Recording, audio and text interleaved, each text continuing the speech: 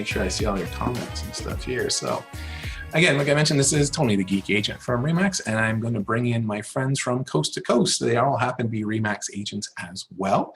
We are from Halifax to British Columbia, fortunate enough to have a bunch of friends on here. So I am going to bring them all in. And we'll get this started in a second, as soon as everybody gets in. There's Tony Joe, my good friend out in Victoria, Geoff McLennan from New Westminster, BC, and Adam Cooper from Halifax, Nova Scotia. So I'll go around quickly. Adam represents our East Coast today from Canada in Halifax, Nova Scotia. He's with the Bagogloo Team out there at RE/MAX.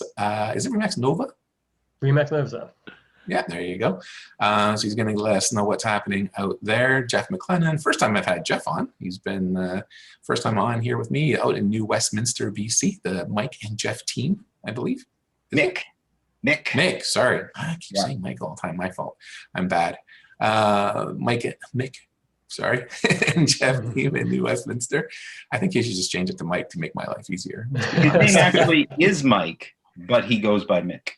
Oh, there you go. Make it more complicated. So he's making it difficult. There you go. It's not my fault at all. And Tony Joe in Victoria, BC, the prime real estate team out there. We'll talk about that maybe a little bit later too. A new brokerage, a broker owner. That's relatively new development. Even though you've been in Victoria for a very long time, very involved in real estate there for a long time. So welcome everybody. I will gonna throw this up here. I'll show you this. Let's put this up here real quick. Are you going to put up the Costanza picture? That's what we need. The Costanza picture? No. This is us. I don't mind. Bruce Johnson put it up thinking he was making fun of me. I'm like, dude, I'm just going to put it up there for everybody to see. I don't know. By the way, I was telling somebody, this is not a digitally rendered photo. This is actually a selfie. Yeah. I was in Banff. That's right. This one, yeah, no, I erased the background, but yeah, no, that's you guys. I found this on Adam's timeline. I was working with your headshots, and then I saw this, and I'm like, oh, this is the one we got to use. So yeah, this is the Coast to Coast Real Estate Review on the Lunchbox. This is a little ongoing series I've had for a little while. This is episode 7, if you want to be that fancy about it. So just a quick disclaimer before we get started. So nothing that we discuss here should be construed as legal, environmental, or accounting advice. That comes right from our agreement of purchase and sale. We're a bunch of real estate agents and brokers from across the country. We give our opinions on real estate, but if you need legal, environmental, or accounting or other type of advice, please go seek out the proper experts that can do that. All the opinions expressed are our own. We all work for various RE/MAX brokerages across the country, but we represent our own opinions. We don't represent Facebook or anybody else like that. And you should probably eat more vegetables. You really, really should. That's what you should do. Just so you also know, the one other thing we have in common is this. We are all card-carrying members of the League of Real Estate Geeks. There's Tony Joe actually here. This was in Niagara Falls immediately before all the shutdowns began. So these are fond memories from just over a year ago, even though it seems like forever ago. All of these people in one way or another are real estate professionals. There's the aforementioned Bruce Johnson, the artist of the Costanza photo, and his wife Mary, Tony Joe, then myself there, Jessica Hellard in Kingston, Andrew Foliato from Just Sell Homes, and Billy Iacoviello down in Virginia with, what's the name of the company that he works for? I forget now. It is like Prime RE type thing, but he's a higher up there. He's a big important dude there, so we'll let him go.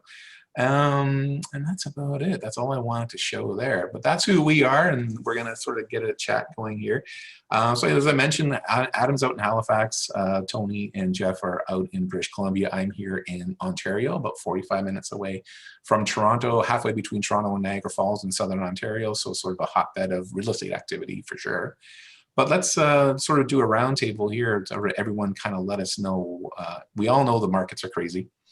We absolutely know that the markets are crazy. I did want to show this one other thing here. I'll put this up, sorry. This is the one thing. There we go. Here are the headlines that we're all seeing all across the country. From the Motley Fool, will the Canadian housing market crash? From the Financial Post, I think is the next one. Canada's housing bubble is expanding from east to west, not just in large urban centers. From the Globe and Mail, the Bank of Canada governor says red hot housing market showing signs of speculative behavior, which I think it's always done ever since I've been in real estate anyways, but maybe a bit more these days. And even our own RE/MAX Canada blog, will the Toronto real estate market crash soon? It's like, well, if they know, everybody else wants to know what the heck is going on. So that's why we're here to chat. And let's see who wants to kind of go first, I guess. Let's switch this over to speaker view. And how about Tony Joe's been on my show a number of times. We've even done like a geeky, guilty pleasures sci-fi thing. So we're going to save you for last. Let's go East Coast to West Coast. So Adam, what's happening in Halifax? Well, right now, I mean, it is a bananas market. And I say that because 2020 was kind of the first real year that we've seen a market that's been a very, very strong seller's market. From about 2013 through to the tail end of 2018. It's been a buyer's market, but almost just below a balance point. So buyers had time. We were selling about 95% to 98% of asking. The days on market were like close between 80 and 90 days. It was stuff was turning over, but sellers weren't really making any gains. So when we got in towards the tail end of 2018, we suddenly felt this inventory start to dry up. And some of that was because a lot of workers here go out west to go and work on the oil sands. So when that started to have problems there, we had less people moving, and it just caused a bunch of inventory to get chewed up. We'd heard this rumor of something called COVID, and that it was coming to Canada. And we all thought, well, that sounds bad. It sounds like SARS, but it sounds worse. And within 3 months, we were on effectively a lockdown. We locked down March the 15th, 2020. Up until that point, our market was on fire. We literally switched from a buyer's market to a seller's market overnight. And it's the first time in the 10 years I've done this where you could list a house and say, I'm accepting offers on Monday if you listed it Friday, and you would have multiple offers. We'd never seen that before. If you were in competition regularly I was gonna say in England, but I don't live in England. In Canada, in Halifax specifically, it would be bolt of lightning, something lucky happened, and you ended up with someone brought you an offer and someone else brought you another one. But now we can manufacture and create competition because of this demand that's there. When the shutdown first happened, our April sales dropped quite a bit because people were still getting used to kind of COVID life. Right. And then after April, it picked up and it was gone like a train. And last year, you could buy, our average price for a semi-detached house was, for a single family home was about $330 to $360, depending on whether it was detached or semi-detached.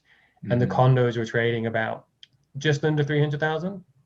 Now, we're looking at an average about 440 to 470, depending on whether it's detached or semi-detached. And the condos are up in the 398 mark, depending on what kind of product you're looking at. So there's about $100,000 lift across the market that you can see. Our inventory level through 2020 was around just under 4 months. It would dip between 3 and 4. So I think we averaged 3.7 months worth of inventory. We've got about 1.9 months of inventory right now. And I don't see this. I mean, we've just locked down again because we had a spike of we had 15 cases, 19 cases, and 30 cases come through. So they've shut us down. Like, you can't even get into Halifax now. They won't even let the military buyers come in. They've sealed us for 30 days. So, which has upset a lot of the local businesses. But it's probably required because the clusters and the way they're picking up, we can't afford to let it get out of hand. So it's necessary, but frustrating for everybody. But that might slow the market down a little bit, but I don't think it's going to stop. I don't think you're going to see a crash here. A lot of people are thinking it's going to happen, but right now we're slated for about 36,000 people to come into Nova Scotia over the next 5 years. So we typically have anywhere between 4.5 to 6,500 home sales a year. So if you bring 8,000 people in a year, even if you assume that's a family of 4 and only half can buy, you're still adding about 1,500 buyers into the pot. So, that's almost 20% you can add to the buying pool. So I don't see that supply and demand balancing out or being lifted 20% year over year, realistically. Right. No, definitely. And I think we're seeing the same trends everywhere. Let's maybe switch over to Geoff. What are you guys seeing out there in New Westminster?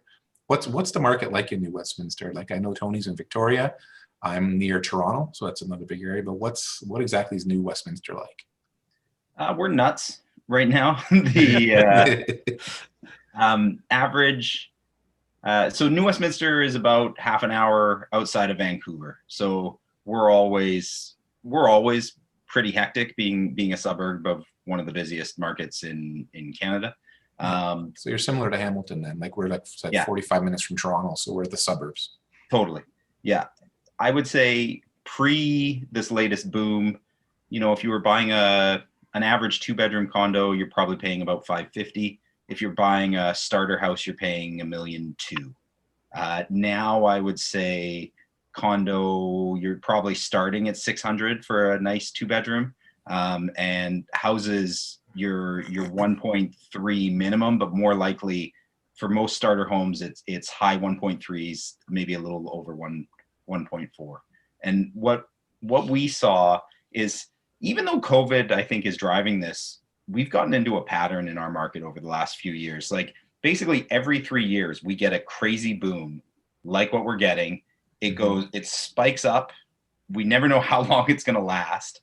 And then there's usually a correction, and everybody says, oh, the bubble, it's the bubble that we all saw coming. And then that correction usually only lasts for a few months, and then things level out for a while, and then there's another boom. And every time it goes up, the people who bought in the last time it went nuts, as long as they held on during that short little correction, they're ahead of where they were, you know, 3 years later when it goes nuts. Like our average days on market right now is 9 days. And that's only because like what Adam was talking about, it's an artificial 9 days, because people are waiting a week before they will even look at offers. You know, the average days would be 3 or 4 if we'd look at offers right away. Sure. Most homes are selling about 3% over asking, but that's kind of I always tell people that's a bit of a trap stat, because the ones that negotiate drag it down. Like houses on average are selling 12% over the asking price for the ones that actually go into multiples. And then condos, it's not as big swings. Yeah, so I mean, our market is nuts. We are seeing a little bit of signs of slowdown. The multiple offers I've been noticing, instead of having 10 or 15 people, we've got 3 or 4, but the prices are actually higher than where they were. So less people competing, but and we have noticed that one of the weirdest things, and I bet you this is the same in all of your markets, if somebody prices a home where it should actually sell, they're actually at a disadvantage. Like there's a weird chicken and egg thing where buyers look at it and they're like, well, I'm not going to pay 30 grand over asking for that. And you're like, no, you can actually buy this for this price, but they won't come. Whereas if you price it low, then you get everybody competing. So that's what's going on in our market. Cool. I'll jump in quickly because it's very similar to what's happening with me. Our markets are very similar, just from what you're describing. The same thing. Like the days on market are super compressed right now. Like prior to all this, our days on market were not quite as long as Adam's, but we were like in that 35 to 40 day range. And this is, you've got to go back to prior to 2017 to really see that. But 2017 was our last big market, and what's happening now is similar but magnified, mainly because the supply is extremely low and the days on market are short. Again, for what Geoff was mentioning, like you're just putting a property on the market, you want people to see it. So we are holding on offers because we want, again, as working for the sellers and trying to help them as much as we can, get people in the door, if possible, safely in COVID times, of course, or seeing it online. And then we're having an offer day. And we're seeing exactly here what Geoff mentioned. Like we were crazy. Just a townhouse just around the corner from my house here had 37 offers when it was up for sale. But here in the corner, I'm sort of in the southeast corner of Hamilton, this little community of Bimbrook. And at that time, there were, in a community of about almost 6,000 homes, only 8 were for sale. And that was 8 total of like detached homes, townhouses, you name it, right? So there was maybe, I think at the time, there were 3 townhouses for sale. So that was one of 3 townhouses for sale. And obviously with 37 offers on the table, even if that's including everybody, first-time buyers, investors, people downsizing, etc. but there was a market of 37 groups of people looking for townhouses, and there were 3 for sale. So there's a huge market there, and our prices have gone even crazier here. Just a few years ago, average single detached 2-story home, average price was around 500,000. Depending on the month, it fluctuated from high 4s to low 5s, mid 5s, even if in a busy month. We've recorded average prices regularly at 780, 800,000 in the city of Hamilton over the last 12 months. It's just gone crazy. And actually exactly what Adam said, we shut down our first real provincial shutdown, closed down the schools kind of thing was back in March of 2020.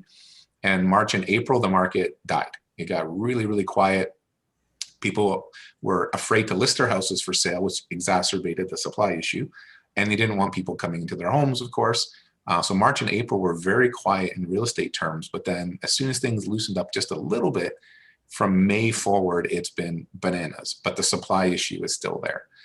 So we've just seen crazy record months, even with extremely low supply. We're breaking records all over the place in terms of number of properties sold, prices, days, you name it, days on market, that kind of thing. So like I said, a single detached home right now for the entire city of Hamilton, which is pretty diverse, is in the high 7s. Out here in Binbrook, detached 2-story homes that are 25 to 3,000 square foot large are regularly selling well over $1 million. Into the 1.1, 1.2 range, depending on the sizes. And condos are the one thing that have kind of stayed stagnant. Like they've kind of gone up a little bit and down, but the Toronto condo market really took a big hit because everybody was making the exodus from Toronto. They're all looking for space. So our condo market has actually stayed pretty stable. I was going to list a condo for someone, and we're talking about like an apartment condo in a building, not a townhouse condominium. But a building apartment condo, and we were looking at the numbers compared to from like January 2020, because January, February 2020, the market was really busy before the shutdown. So we were already on the way of having a record year, and then we had COVID show up. But the prices in early 2021, end of 2020, compared to the beginning of 2020 were pretty flat. Small changes in that in terms of those condos, people really not interested in that product. So that was, you weren't losing, you had small gains here and there, but overall, when you took into account like, you know, your legal fees and real estate fees and land transfer taxes and all that kind of stuff, it was a pretty flat market for condos. Like we did see some growth, but this one in particular in the building that I was looking at for this gentleman, it was pretty much, stuff was selling at exactly the same price as it was the prior year. That's just kind of what happened. And the Toronto market, the condos have kind of bounced up and down too, but overall, they're still significantly lower than they were prior. And that's the people just making the exodus, looking for more space. So they're coming out to Hamilton and even going as far as Niagara. So very similar to what you guys are seeing out there. And we are starting to see a little bit of a cool down as well as, you know, like Geoff mentioned, the ones that were getting 15, 20 offers are now maybe getting 10 to 15, which is still really busy, still really crazy. But we are seeing a number of properties that have offer days that don't actually sell. That's becoming more common. There's a little bit of buyer fatigue and a little bit of uncertainty, especially here in Ontario. I'm sure you've seen in the news, our provincial government's not having the best time right now, which is creating a little bit of uncertainty for people. And we're going to get into talking about the more federal things that are happening as well. But all these things, and summertime, the weather's a little bit nicer. People, I think, are a bit more chilled out, but our schools are closed, so kids are at home. It's harder to show properties. It's harder to go see them. All these things are kind of impacting. So there is a bit of a cool down, as Geoff mentioned, but not price-wise. The prices are still very much elevated compared to where they were a year ago. They might have cooled off a little bit compared to where they were a month ago, because we have a little bit more, and again, it's a supply thing. We do have a little bit more inventory, a little bit more time to look at things, which has kind of leveled things off, but no big dips or anything like that yet. So let's go to Tony, because I know Tony's market is on Victoria Island, and it is very different than the other three that we're talking about, but still you're seeing some crazy real estate stuff happening there too. Yes, Victoria on Vancouver Island. So the thing that makes Victoria sort of different as well is where the buyers are coming from, because we're getting a lot of people from the GTA area and from the lower mainland. Now we don't get Halifax. So Adam, I think we're typically not interchangeable because it seems like people move either east or west, right? We have a significant price differential as well too from Halifax. But I want to touch on Adam's conversation about net migration. So we have, before the pandemic, been seeing a net migration figure of around 4,000 people into Greater Victoria itself. That number is going to be a lot bigger when they come out for last year. Why this is significant is geographically, Victoria is surrounded by water on 3 sides, and it has a kind of mountain range on the 4th side. There is no expansion area. So we're at a deficit of land, unlike Calgary, for instance, where they maybe open up the city limits when they need to grow, right? We don't have that, which is the reason why our density is a lot higher. We've got a lot of older properties. I love what Adam said, because I've never thought about this before. We had 8,500 sales last year. So 8,500 properties moved. And then we have net migration of about 4,000 people. And even, again, if you guesstimate, families, what is that? Even if it's 1,500 families, and they don't all buy, a lot of them rent, right? It's a significant addition to the community, right? Yep. So there is that. We, just like the rest of you guys, have been seeing the multiple offers, bidding wars and everything. All we got to do is look back to 2016, 2017, because the market was the same, right? I'm still surprised, like Halifax, I know you guys, Adam, you never saw bidding wars before, right? Nope. Yeah, we have. So, I mean, it's a rehash of before. We were also busy back in 2010.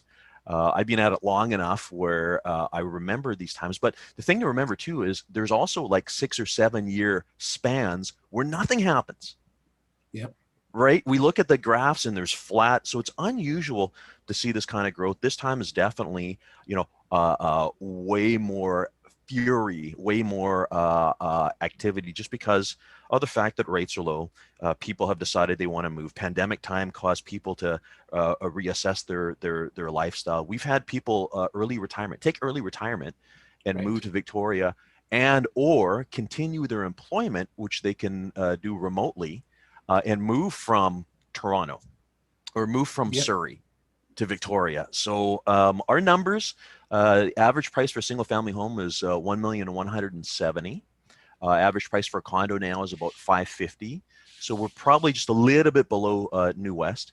The thing that I want to point out though is our prices doubled since 2013. So there's a 7-year span that it took to double. I had a look. Another doubling we did was from 2002 to 2006. So that only took 4 years. Mind you, the metrics were different because that was from 270 to 550, right? Yeah. Right. But anyone who says that this was an overnight doubling, it's not entirely true, right? It's taken a bit of time. We are also seeing a softening in that number of offers. Now, of course, there's the little segments, houses in the West Shore that are sort of 6, 7, 800,000. Yeah, they're still going nuts, right? Other properties, just like Tony said, the delayed offer date happens, and then the property isn't sold. Or we're seeing more offers being accepted now that are taking conditions, subject to financing, subject to building inspection, which for 2 months, like everything was unconditional. Right. The other thing that we're seeing that maybe you guys are as well is a property that was priced for offers next week, and then the time comes and it doesn't sell, and they take it off the market and they relist it at a higher price because the seller, of course, was expecting a higher price with the bidding war, didn't get it, so now they've just reset. And Jeff's nodding his head, because this is what we're seeing, right? And I agree with what Jeff was actually saying too. We've seen it here where everybody's got trained. So the buyers have been trained to look at the list price because that's what was happening, is that people were listing. And a lot of the agents I was talking to early on, especially, they weren't doing the, although some definitely are doing that's like super low under market value kind of thing, which is really not helpful to anybody. But most of them were listing, you know, if they thought the property based on sales, based on what was happening, thought the property is worth 600,000 or 620,000, might have listed it at 589, 599. And then suddenly, because of the demand and everything else, it ends up selling for like 700,000, 720,000. And I've seen multiple cases of that. So over time, the buyers, like Geoff was mentioning, actually have been trained, because I've got buyers coming in, moving out of Toronto, Mississauga, Etobicoke, saying, so how much over asking am I expecting to pay? And they're asking me that up front. And it's like, well, I can't really answer that, because like Tony mentioned, there's pockets, right? In certain areas, certain things are, you know, a certain way, and depends on the agent. If the agent is really listing way, way below market value, and then, you know, it sells, and then they want to puff their chest out and advertise, I sold 200,000 over asking price, but, you know, 20,000 below market value. it doesn't make sense. But they've been trained to do that. So like Geoff mentioned, not just here, I know all over Ontario, talking to a bunch of agents from Northern Ontario and Toronto area, if they are pricing, like, so based on sales, if they think it's going to sell for 750 and they priced it at 749, and there's a house two blocks over that is doing the same thing, but they used the strategy of listing at 649 or 699, everybody goes to see that one. And there's a bidding war happening on that one. And that one that was listed at 749, it's crickets. Like, there's nobody there. And then that one with the bidding war ends up selling for like 780. Yeah. And it's, you know, the over and over again. The thing to remember, though, and I mean, you're saying 649 and a 749. I mean, there's other ones too where people are listing 549 or 599. It had no right to be there, right? Right. But the problem, of course, is when you have those 37 offers on the 649. 20 of them are not even in the range, because those are people that were hoping to get it at 649. It's not really fair, you know.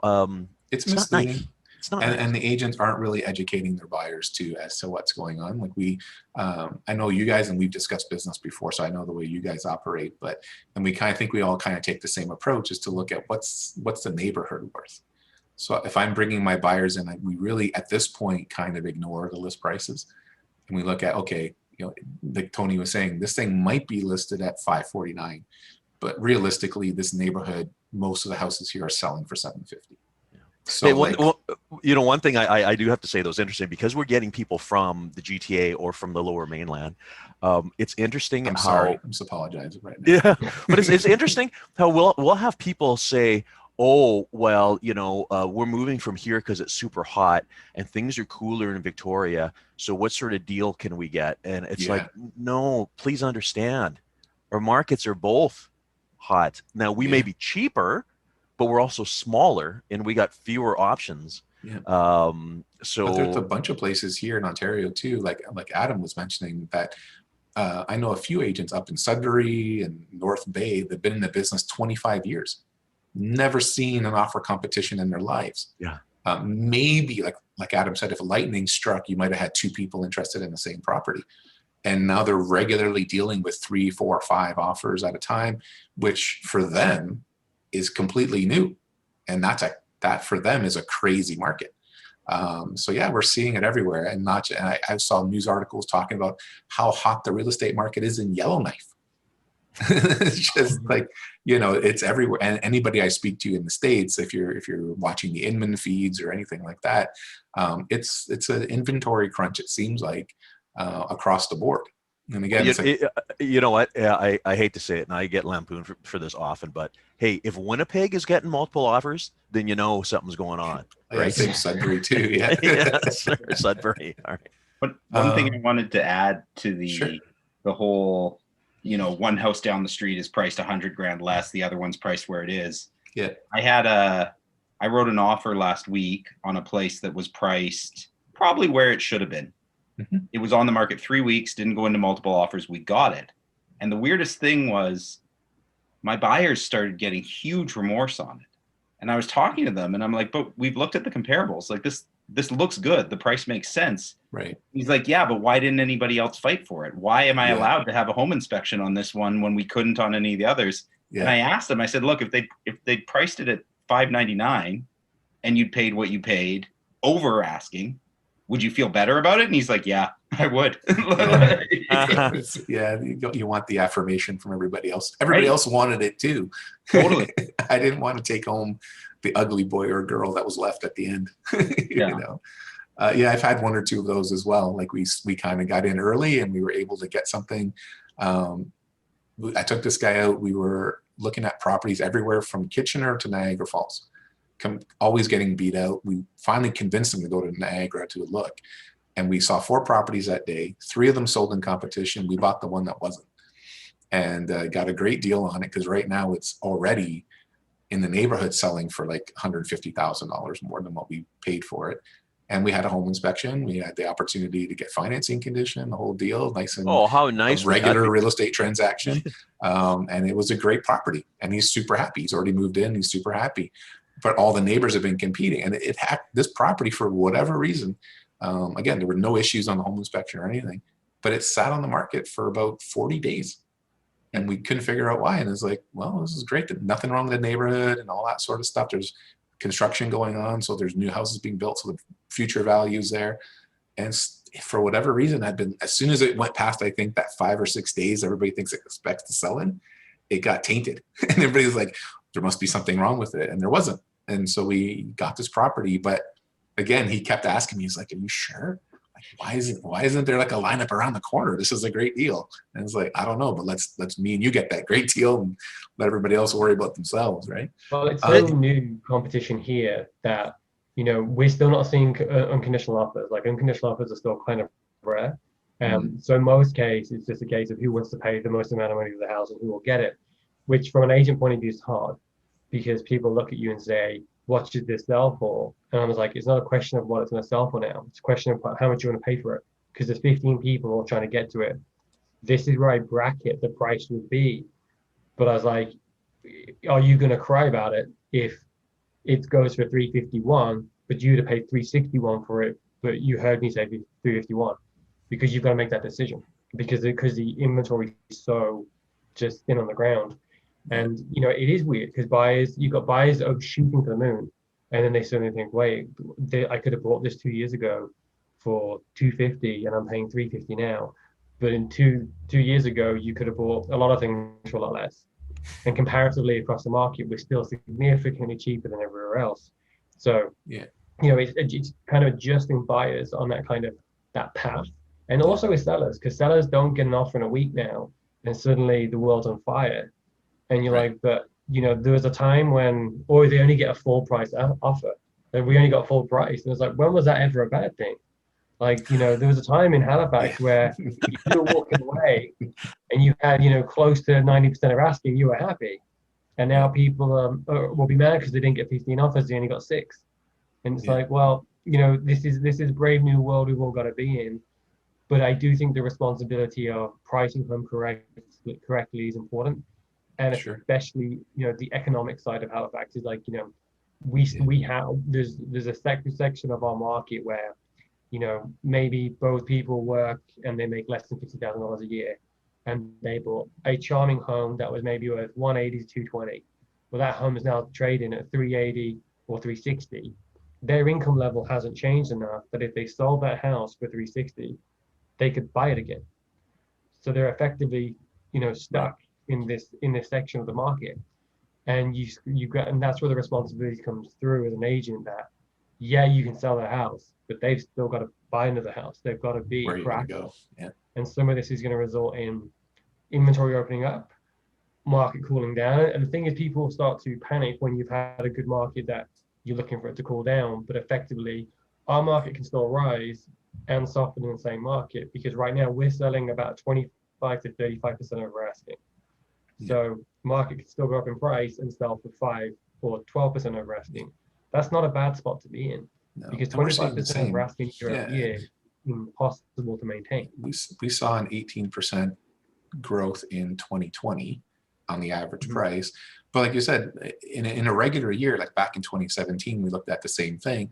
And our market is like month to month, it fluctuates. Like the average price bounces around. But usually by December, the price is higher than it was in January, right? And like we looked at I looked at about 4 years worth of data in a row, and every year from June to July, the average price dipped by about 3.5 to 4%.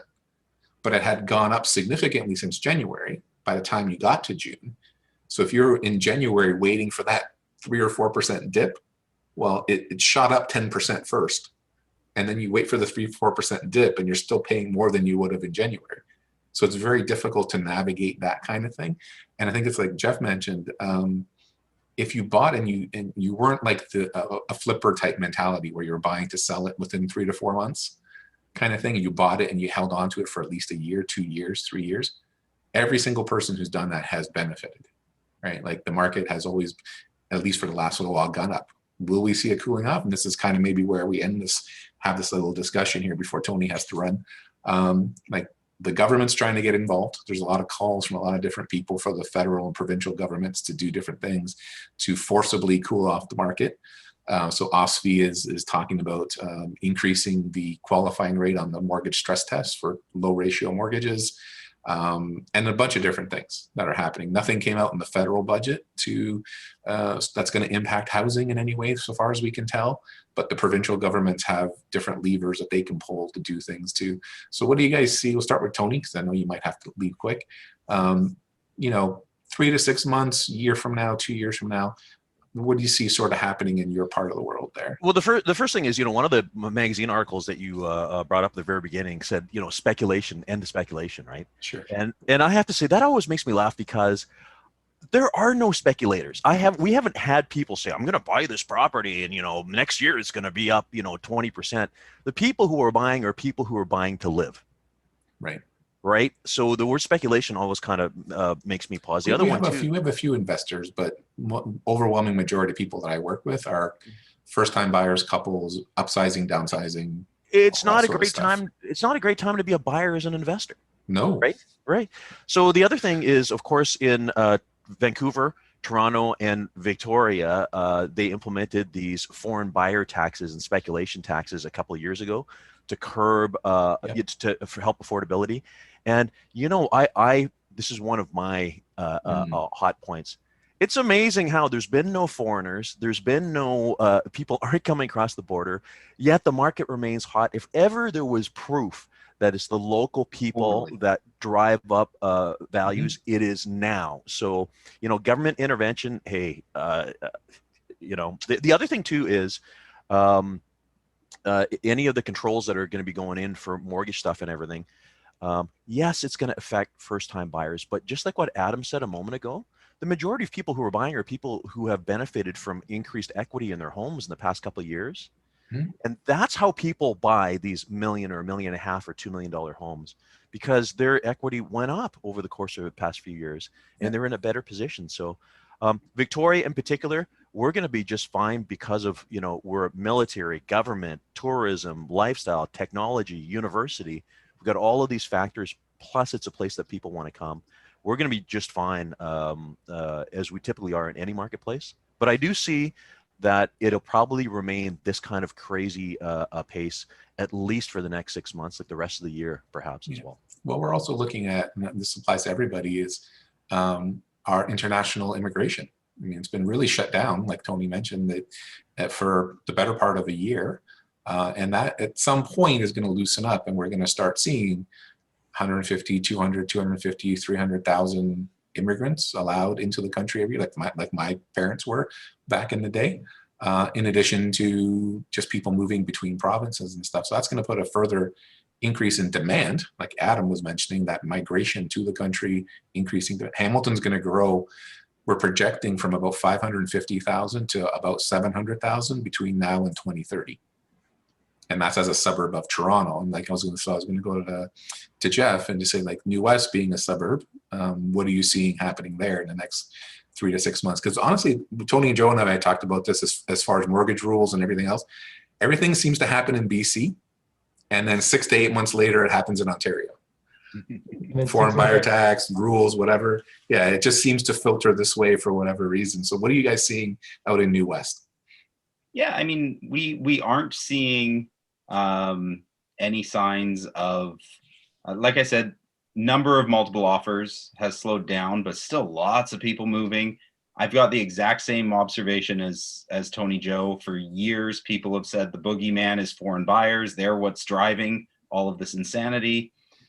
I haven't had a foreign buyer this year. They're not really a factor, and the market is just as crazy as the last two times, if not more, that it went nuts. So there'll be a correction at some point. One thing that's difficult is you can't predict when it happens, and when it happens fast. One thing that might be a factor is the stress test. If the stress test changes, what happened the last two times the stress test happened was there was actually a huge rush of people trying to get in.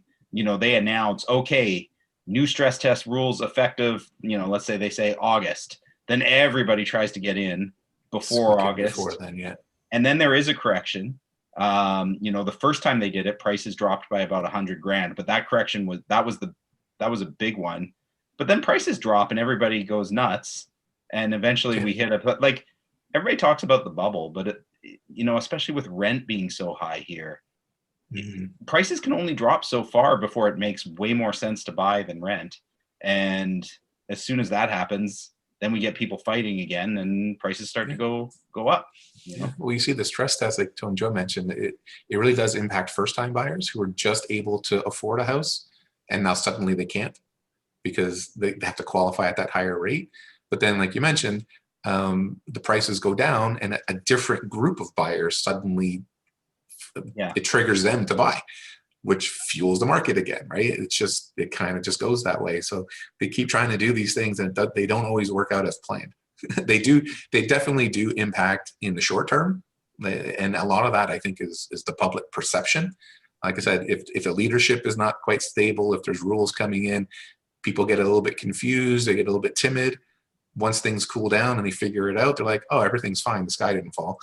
I still need to go buy a house, so I'm gonna go do it, right? So Adam, what are you seeing East Coast wise, Nova Scotia? And like I said, you just shut down again recently. 3 to 6 months, year. What do you see? Because I know there's a ton of people. I see ads daily trying to convince people from Toronto and Hamilton to move to Halifax specifically. I really do. I'm not even exaggerating. I see it all the time. And that's why I can't see the, like, effectively, because we were so low and the market was so light from, you know, 2014 through to like the back end of 2018.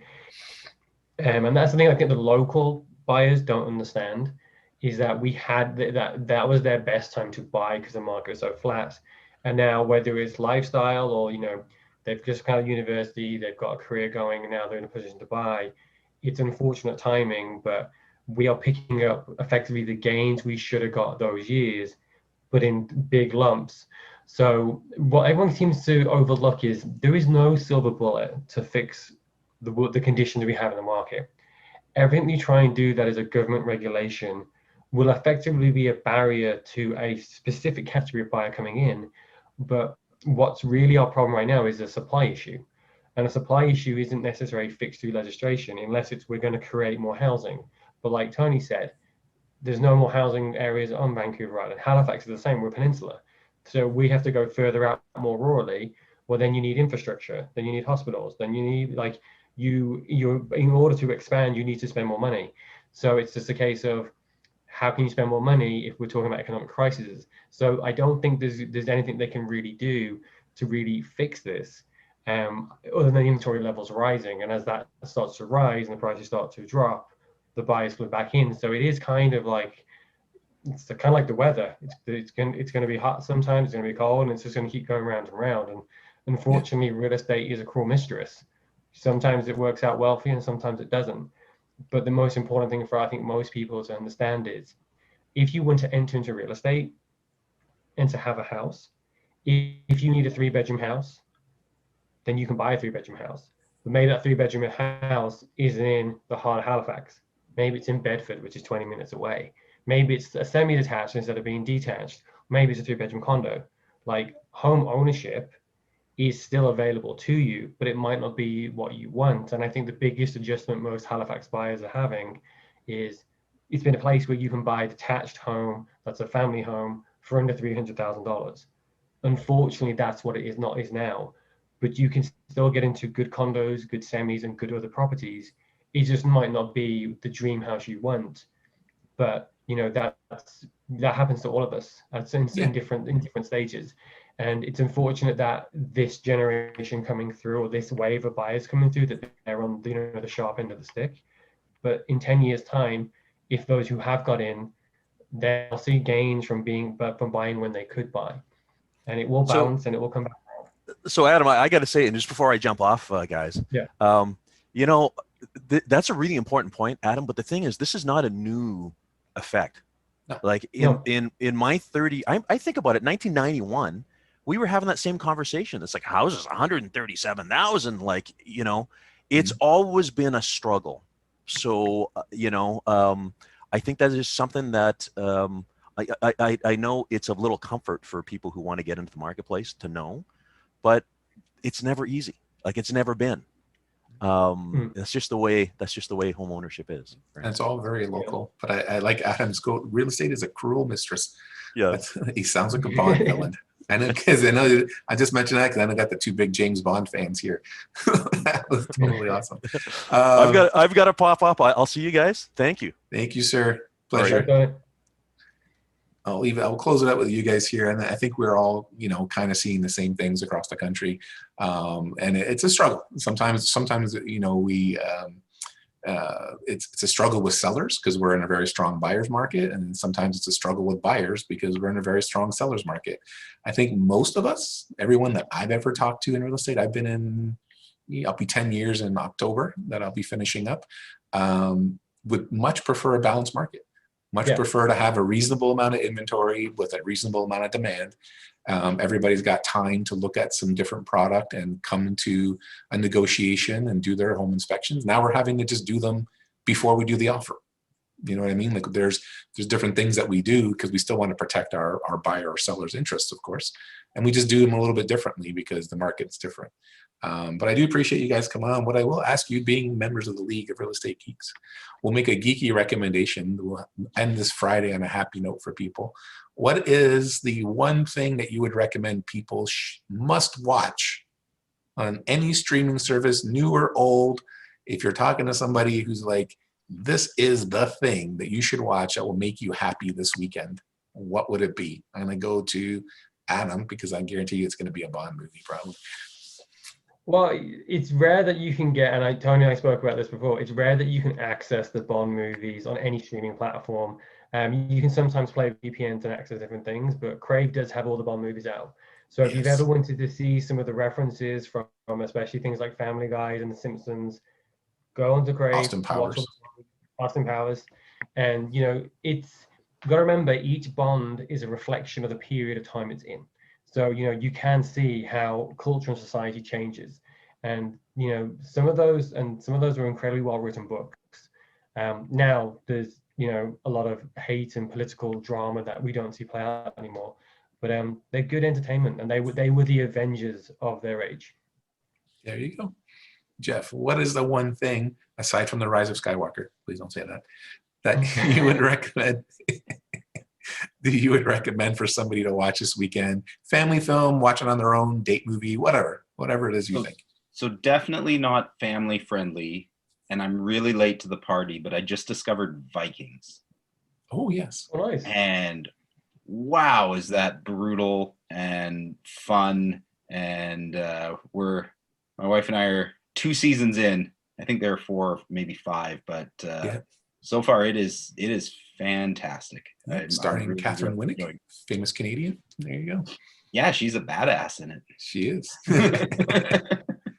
I will make one recommend. I'll make a bunch, but they're all new things. So I'll say this one that I haven't even seen yet because they're new. Nobody. So if you're a fan of John Wick movies, definitely not a family-friendly one, this one. But it's Bob Odenkirk, who was Better Call Saul, or Saul, the lawyer from Breaking Bad. Surprising cast choice. Yeah, on a movie called Nobody. So it's on video on demand, which I'm dying to see because apparently it's fantastic. It's a supposedly, I don't know if you want to say better, but definitely a different version of a John Wick type movie. So that's going to be interesting. He's a family guy instead of just, whatever. And Mortal Kombat comes out later today. And we just finished watching, like we discussed, Falcon and the Winter Soldier. on Disney Plus. So there's tons of stuff. It's a fantastic time to be a geek.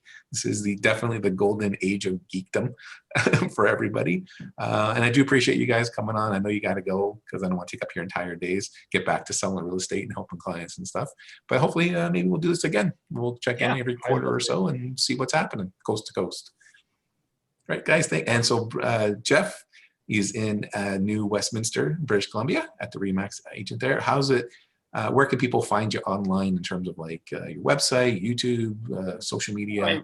My website is realestatenewwest.com, and my 2 YouTube channels are Real Estate New West and Eat New West, which is the funner one of the 2. Food and, it's the way more fun. Eat New West, 3 separate words, just in case you're wondering. I frequently check it out, but I did a quick scan today too, and it's a rabbit hole, man. But it's an awesome rabbit hole. It's good. Adam, how about you? Out in Halifax, how do people find you online with your My Halifax vlog? Where do I find that? So you can find My Halifax on YouTube, Instagram, and Twitter. We're most active on Instagram and Twitter, though. And realistically, My Halifax is just all the things that I love about Halifax. So whether it's businesses or the things that you can do in and around Halifax, it's the stuff that makes Halifax special. So I love making that content and sharing it with everybody. That's awesome. Yeah, and same. And I know you guys, for real estate people, especially, I'm sure you've seen my friends here before. These are the guys that I've seen speaking at conferences, on panels, and out being very active, making videos for their local communities, especially Tony Joe. He's been in it since '91. So he's the senior statesman among us anyways, and he's been very involved in BC real estate. You'll see him, if you're in BC, you'll see him on like CTV and Global News, and he gets called upon every so often, so he's very busy. And if you're in Seattle, he's on the local PBS station talking about Red Dwarf most of the time. So he's a pretty decent guy that way too. So thank you guys all for coming in. I really do appreciate it. And I'll chat with you guys soon. Thank you. Take care.